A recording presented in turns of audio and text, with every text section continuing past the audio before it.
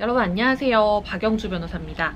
여러분 오늘은 제가 변호사 암기법에 대한 이야기를 해보려고 하는데 오늘은 이렇게 큰 틀에서 이야기하는 것이 아니라 굉장히 사소하고 구체적인 그런 습관들에 대한 이야기를 해보려고 해요. 제가 출판사에서 이 책을 무상으로 제공을 받아서 읽었는데 이 책을 읽어보니까 제가 과거에 나도 이런 습관들이 있었지 하면서 좀 겹치는 부분들이 있더라고요. 그래서 여기에서 말하는 공부 방법 중에 제가 공감이 되었던 내용만 콕콕 집어서 여러분들에게 한번 소개를 해보려고 합니다. 우선 첫 번째로는 복습에 대한 이야기인데요. 암기라는 것은 계속해서 반복을 해야 되기 때문에 복습이 굉장히 중요하고요. 복습의 시기도 굉장히 중요하다고 여러분들에게 말씀을 드렸어요. 그래서 내가 학원에서 강의를 수강을 한 경우에는 강의를 듣고 이해를 했다고 해서 바로 내게 되는 게 아니고 이제 그것을 암기를 해야 내 지식이 되는 건데 저는 학원 강의를 들은 바로 그날 암기를 하는 게 제일 효과가 좋았거든요.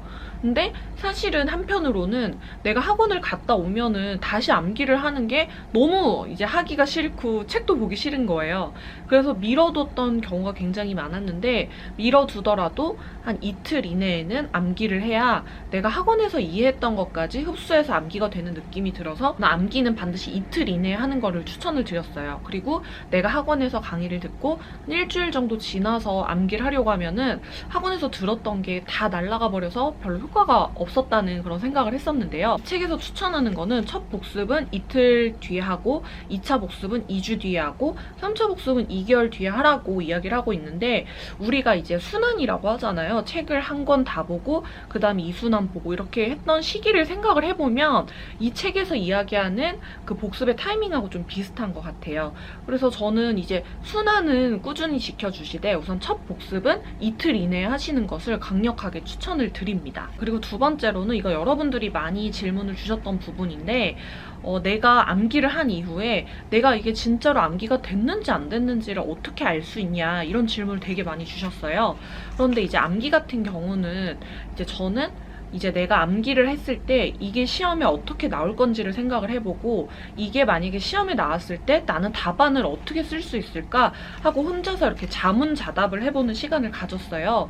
그래서 내가 한 주제에 대해서 10줄 이상의 답안을 쓸 수 있어야 되는데 내가 암기한 내용을 지금 다시 한번 자문자답 해보면서 머릿속에서 그려보니까 한 5줄밖에 안 나온다면 내가 5줄 정도 되는 거를 더 암기를 해야겠구나 생각해서 자문자답하고 암기하고 자문자답하고 암기하고 이런 식으로 암기를 많이 했었거든요. 그래서 제가 이 책을 보고 또 생각이 났던 건 이제 능동적인 암기 습관을 가져야 되는데요. 내가 소극적으로 암기를 하고 끝났다라고 생각을 하면 머릿속에서는 그냥 내가 암기를 했다는 행동 때문에 단순히 암기가 됐다라고 생각할 수 있는데 내가 이것을 스스로 자문자답하면서 말을 해보고 써봤을 경우에는 실제로 암기가 되지 않은 게 어떤 부분인지 확연히 드러나거든요. 그래서 저는 좀 이렇게 능동적으로 자문자답을 해보는 습관을 가지시는 것을 추천드립니다. 세 번째로는 이제 강력한 동기부여인데요. 내가 만약에 변호사 시험을 준비하고 있다면 여러분이 왜 변호사 시험을 합격하고 싶은지 이런 부분에 대해서 한번 꾸준히 생각을 해보시라는 거예요. 단순히 나는 돈을 많이 벌고 싶어서 변호사가 되고 싶다 이런 동기를 가지고 있다면 내가 공부를 하면서 힘든 순간마다 자꾸 좌절하고 포기하고 싶은 마음이 들게 될 거예요. 자기 합리화라고 하잖아요. 내가 돈을 많이 벌려면 반드시 이 방법밖에 없을까? 뭐 이런 식으로 자꾸 빠져나갈 구멍을 만드는 거죠. 저 같은 경우에 동기부여를 어떻게 했었는지를 생각을 해보면 내가 이 시험에 합격해서 어떤 삶이 나한테 주어질지는 저도 정확히 모르겠더라고요. 돈을 많이 벌고 싶다는 생각으로 사법시험을 준비하던 건 아니었고 제가 인권 변호사가 되고 싶다는 생각으로 또 사법시험을 준비한 건 사실 아니었기 때문에 이런 부분에서 동기부여는 좀 약한 편이었어요. 그런데 제가 법이라는 학문을 공부하면서 굉장히 재미를 느꼈고 우리 일상생활에 이로움을 줄 수 있다는 것에서 매력을 느꼈고 이 직역에서 일을 하고 싶다는 생각을 항상 하고 있었단 말이에요.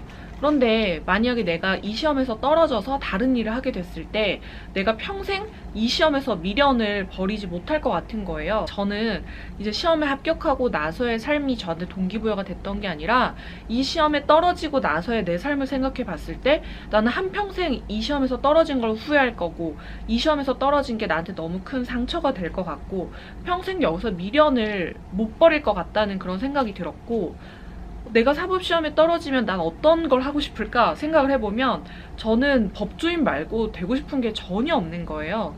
그래서 저는 떨어졌을 때 내가 후회하는 삶이 너무나도 이제 좀 무섭고 피하고 싶었기 때문에 어떻게 해서든 합격해서 법조계라는 곳을 한번 경험을 해보고, 그때도 내가 원하는 삶이 아니면 그때 가서 다른 걸 하자, 이런 식으로 저한테 계속해서 강력하게 동기부여를 했었어요. 이 동기부여의 측면은 많은 분들이 다 다르게 생각을 하실 것 같은데, 한번 내가 실패했을 때의 삶과 성공했을 때의 삶을 생각을 해보시면서 나한테 가장 잘 맞는 동기부여가 어떤 것인지 꼼꼼하게 생각을 해보시면 내가 공부를 하면서 힘들 때마다 나를 일으켜 세워줄 수 있는 스스로에 대한 원동력이 될 수 있을 것 같습니다. 네 번째로 동조 압력을 이용하라는 내용이 나오는데요. 저는 이 내용에 정말 공감을 많이 했고 여러분들한테 추천을 드리는 방법이에요. 동조 압력에 대해서 이야기를 해보자면 이 책에서 이제 심리학적으로 실험을 했던 부분이 이야기가 나오는데, 이제 아이들한테 너네 마시멜로를 먹지 말아라 이런 지시를 내릴 때 두 가지 방법이 있대요. 첫 번째로는 너 이거 마시멜로 먹지 마 라고 이야기하는 방법이랑, 다른 거 하나는 다른 애들은 다 마시멜로 안 먹었어 라고 이야기를 해주는 방법이래요. 그런데 이렇게 두 가지의 지시사항을 내렸더니 첫 번째보다는 두 번째, 이제 다른 애들도 안 먹었으니까 너도 먹지 마 라고 이야기하는 게 훨씬 더 이 아이를 통제하는데 도움이 많이 됐다는 그런 심리 분석 결과인데, 주위의 압력으로 셀프 컨트롤을 하는 능력을 높인다는 건데, 제가 이 방법을 써서 정말 도움을 많이 받았어요. 그래서 저는 공부하는 게 힘들 때마다 이제 제가 신림동에서 고시 공부를 했었는데, 신림동은 이제 공부를 하는 스터디 카페가 되게 많았어요. 그래서 저는 스터디 카페를 가서 공부를 하는 식으로 공부를 했는데, 그 이유가 뭐냐면 이제 스터디 카페를 가면은 주변에 공부를 하는 친구들이 많아요. 그래서 그 친구들을 보면 제가 이렇게 자극이 돼서 공부가 더 열심히 잘 되는 그런 것도 있었고요. 스터디 카페가 아니라 그냥 독서실에서 공부를 할 때는 이제 공부를 되게 열심히 하는 친구들이 있는 자리에서 공부를 했고요. 그리고 저는 로뱅크라는 독서실을 다녔었는데 거기 이제 오픈된 책상이 있었어요. 그래서 다른 친구들이 공부하는 모습을 다 볼 수 있는, 칸막이가 없는 그런 자리였는데, 저는 거기에서 공부하는 게 너무 공부가 잘 돼서 정말 9시에 출근을 해서 이제 12시 될 때까지 그 자리에서만 공부를 계속 한 적도 있었거든요. 그래서 주변에서 공부 열심히 하는 모습을 보면은 나도 자극이 되고, 거기서 이제 공부를 하면은 좀 시끄럽고 나도 좀 조용히 해야 되고 이런 불편함이 있었지만, 오히려 그런 불편함으로 인해서 내가 공부를 더 열심히 하게 되는 그런 효과가 생기더라고요. 혼자 공부해서 좀 졸리고 집중력 떨어진다 하시는 분들은 이런 동조 압력 방법을 이용하시는 것을 강력하게 추천을 드립니다. 이 책에서 제가 되게 공감을 많이 했던 거는 쉬라는 부분이에요. 근데 우리가 쉬는 것을 노는 것하고 구분을 못하고 쉬지 않고 노는 경우가 발생하기 때문에 공부에서 집중력이 좀 떨어진다고 생각을 하는데, 이제 우리가 운동선수를 생각을 해보면 운동선수가 시합에 나가기 전에 내 몸의 상태를 최상으로 만들기 위해서 음식도 좋은 것만 먹고 푹 자고 푹 쉬고, 그리고 나의 멘탈 관리를 위해서 좀 방해되는 것들을 멀리 하잖아요. 그것도 이제 우리가 공부를 하는 수험생도 마찬가지라고 생각을 하거든요. 공부를 하고 쉴 때는 쉬어야지 그 시간을 노는 시간이라고 생각을 하면 안 돼요. 저 같은 경우는 이제 TV를 보거나 음성이 되게 자극적인 걸 들으면 공부하려고 앉았을 때 집중이 안 되고 계속 그런 시각적인 자극을 받았던 게 생각이 나더라고요. 그래서 저는 공부를 하고 쉴 때는 TV를 보지 않으려고 노력을 했고, 저는 신문이나 잡지 같은 걸 보면서 쉬었고, 명상을 하는 그런 친구들도 있던데 저는 명상은 좀 안 맞아서 그런 건 안 했던 것 같고, 대신에 커피 한 잔을 뽑아서 좀 산책을 하면서 주변의 자연 환경을 본다거나 이런 식으로 제 머리를 좀 쉬게 해줬어요. 근데 이렇게 안 하고 이제 내가 딱 그 시간은 노는 시간이라고 생각을 해서 게임을 하거나 TV를 보거나 뭐 어디 나가서 좀 술을 마신다거나 이렇게 하면은 그 시간 동안은 내 머리가 노는 게, 그러니까 쉬는 게 아니고 별개 또 다른 행동을 하는 거기 때문에 이 머릿속이 과부하가 돼서 또 다른 지식을 넣기에는 내 머리가 너무 피곤한 상태가 되는 거죠. 그래서 저는 쉬는 시간에는 온전히 쉬면서 나의 이 두뇌의 컨디션을 좀 좋게 다시 회복을 하는 시간이라고 생각을 하셨으면 좋겠습니다. 이 책에서도 비슷한 내용이 나왔는데, 이 책에서는 뇌는 두 가지 모드가 있다고 했어요. 집중하는 모드하고 완화하는 모드, 이렇게 두 가지가 있는데, 근데 우리가 이제 암기를 했음에도 불구하고 암기를 했는데 시험장에 가가지고 답안을 쓰려고 하는데 답안이 안 써지는 그런 경우가 있잖아요. 그런 경우에는 이제 뇌가 집중 모드에서 완화 모드로 가지 못하고 계속 집중 모드, 즉 머리가 계속 돌아가고만 있기 때문에 이게 수험장에서 내가 암기한 것을 기억해내는 능력이 떨어지게 된다는 그런 이야기를 하고 있어요. 그래서 집중 모드와 완화 모드를 나눠서 이렇게 두뇌의 상태를 만들어 둬야 된다, 이런 이야기가 있는데, 제가 공부하면서 느꼈던 거, 그러니까 뇌는 노는 게 아니고 쉬는 시간을 줘야 된다라고 생각을 했던 게 바로 이 부분에서 이야기하는 내용하고 비슷한 것 같아서 여러분들한테 한번 소개를 해드리고 싶더라고요. 비슷한 맥락에서 이제 낮잠을 적극적으로 활용하라고 하고 있는데, 저 같은 경우도 이제 점심을 먹고 오면 너무 졸리고 바로 집중이 안 돼서 이제 30분 공부하고 30분 낮잠 자고 다시 일어나서 1시간 공부한 다음에 보상 차원에서 커피를 마시는 시간을 가졌었어요. 그래서 이런 식으로 이제 보상을 하고 쉬는 시간을 주는 방법을 활용해서 오후 시간을 공부를 했었는데, 마찬가지로 이제 30분의 낮잠을 자는 거는 피로회복에 효과가 있기 때문에 적극적으로 권장한다는 그런 내용이 있고, 그리고 이제 낮잠을 자고 공부를 해서 테스트 결과가 좋으면 보상을 주는 것도 공부에 도움이 된다는 그런 동일한 내용이 있더라고요. 이제 생체 리듬에 맞춰서 공부를 하라는 그런 공부 방법을 권유를 드리고 싶은데요. 아침형 인간이랑 저녁형 인간이 있듯이 내가 공부를 할 때 아침에 집중이 잘 되는 사람이 있고 저녁에 집중이 잘 되는 사람이 있어요. 그리고 내가 몇 시에 자서 몇 시에 일어나야 내 뇌가 가장 활발하게 돌아갈 수 있는지, 이런 부분도 테스트를 해보면서 최상의 상태를 알아내야 된다고 제가 여러분들한테 말씀을 드린 적이 있단 말이죠. 저 같은 경우는 아침에 공부가 제일 잘 됐어요. 머리가 제일 깨끗하고 이제 좀 백지 상태가 된 그런 느낌이라서 암기도 잘 되고 집중도 잘 되더라고요. 그래서 저는 보통 이제 9시에 공부를 시작을 해서 점심을 12시, 12시 반에 먹으면 사실 책상에 순수하게 앉아있을 수 있는 시간이 거의 3시간, 뭐 화장실 갔다 오고 이런 것까지 빼면은 3시간 정도가 거의 마지노선이었는데, 오전 시간에 공부를 가장 많이 하기 위해서 오전 공부 할당량을 3시간에서 4시간을 꼭 채우려고 노력을 했었어요. 그리고 오후는 사실 제가 점심을 먹고 책상에 앉으면 1시, 그리고 저녁을 6시에 먹었기 때문에 5시간의 틈이 나는데, 이 5시간을 공부하는 게 너무 힘들더라고요. 그래서 저는 오후에는 그냥 2시간 반에서 3시간만 공부해도 그래, 이 정도면 됐다, 이렇게 생각을 했고, 대신에 이제 저녁을 먹고 앉아서 공부하는 시간은 이제 7시부터 12시까지인데 그때 4시간, 4시간 반 뭐 이렇게 공부를 하려고 노력을 많이 했던 기억이 납니다. 그래서 저는 가장 공부가 제일 잘 됐던 시간은 아침 시간, 두 번째는 저녁 시간, 공부가 제일 안 되는 시간은 오후 시간이었기 때문에 오후 시간을 좀 널널하게 잡았던 거예요. 그래서 여러분들도 생체 리듬 시간을 확인을 해서 내 공부 시간을 유연하게 정해두는 게 도움이 되실 것 같아요. 책에서도 보면 사람에게는 제각기 신체 기능을 조절해서 언제 먹고 자고 일어나야 하는지 지시하는 생체 시계란 것이 있다라고 되어 있어요. 제가 가장 활발하게 움직이는 시간에 집중을 해서 공부를 하라고 하면서, 저녁형은 오후 5시 이후에 활발해지는 유형, 대낮형은 정오부터 오후 5시 사이에 활동적인 유형, 아침형은 정오 전에 가장 쌩쌩한 유형이라고 되어 있는데, 저 같은 경우는 아침형 인간이었던 거겠죠?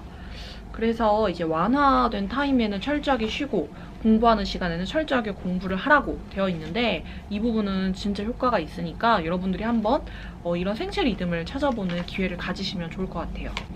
우리가 공부를 할 때 머리만 써서 암기를 한다고 생각을 하지만 사실 오감을 전부 다 써서 공부를 하는 게 굉장히 도움이 많이 되거든요. 그래서 저는 공부를 할 때 중얼중얼 하면서 암기를 많이 했었는데, 실제로 이 책에서도 그게 암기를 하는데 도움이 많이 된다고 소개를 하고 있어요. 내가 암기를 하고 나서 실제로 내가 암기가 된 것인지 확인하기 위해서 혼자서 목차를 외워보고 목차의 내용을 중얼중얼 하면서 외워보는 거죠. 그리고 이렇게 중얼거리면서도 외우려고 했는데 도저히 외워지지 않는 것들은 이제 몸을 써서 외우라고 해요. 전혀 아무런 상관없는 바디랭귀지라도 암기에 도움이 된다고 생각을 하는데, 그런 생각을 해볼게요. 내가 위법성 조각사유가 몇 개가 있었지? 생각을 하면서 위법성 조각사유 뭐 하나, 둘, 셋, 넷, 다섯 이런 식으로 외우는 거 있죠.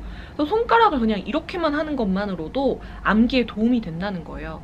근데 너무 안 외워지는데 어떻게 해야 될지 모르겠어. 그래서 어떤 특정한 거를 암기할 때 항상 내가 이러면서 암기를 했어.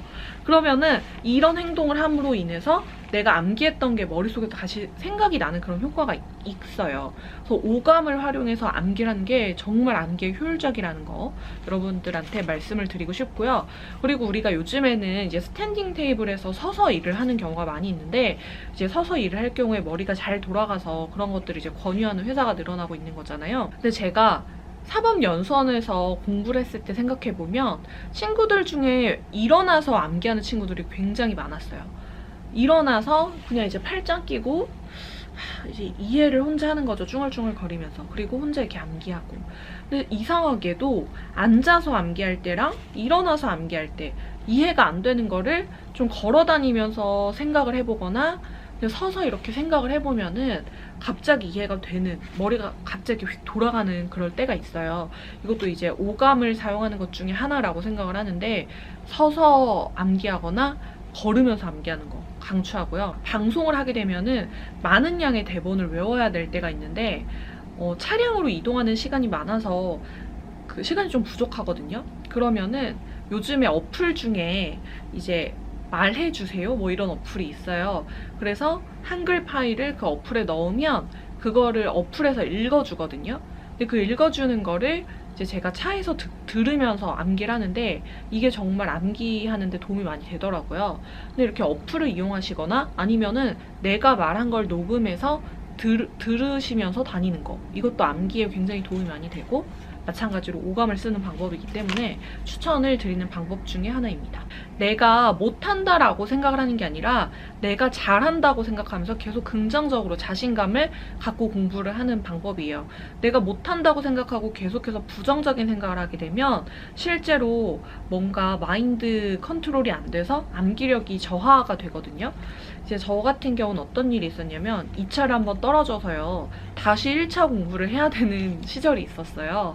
근데 그 시절에 너무 공부가 하기 싫은 거예요. 2차도 떨어졌고 처음부터 다시 해야 되고, 시험은 이제 2개월, 3개월 뒤인데 이거를 단기간 안에 어떻게 공부를 해야 되지? 그래서 제가 스터디를 들어갔었어요. 근데 이제 스터디를 들어갔는데 저는 2차까지 보고 다시 1차를 하러 온 사람인데, 저 말고 다른 친구들은 다 1차 공부를 처음 하는 친구들이었어요.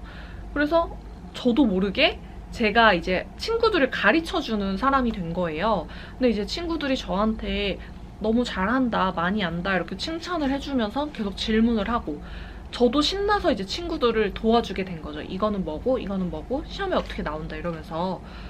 그러다 보니까 이제 저도 자신감이 생기고 즐거워서 공부를 되게 열심히 하게 되고, 친구들은 저한테 배울 수 있으니까 과외하듯이 계속 질문을 하게 되고, 서로 윈윈이었던 스터디가 있었거든요. 여러분들도 공부를 할 때 나의 자존감을 깎아내리는 사람들하고 같이 공부하지 마시고 이렇게 서로 윈윈이 될 수 있는 사람들하고 공부를 하시면은 좀 도움이 많이 될 것 같습니다. 이 책을 보고 좀 공감이 됐던 부분을 여러분들하고 같이 나누는 그런 시간을 가졌고요. 여러분도 오늘 영상 도움 되셨으면 좋겠고요. 다음에 또 암기법 관련해서 좋은 내용 있으면 공유하도록 하겠습니다. 오늘 영상 봐주셔서 감사합니다. 안녕.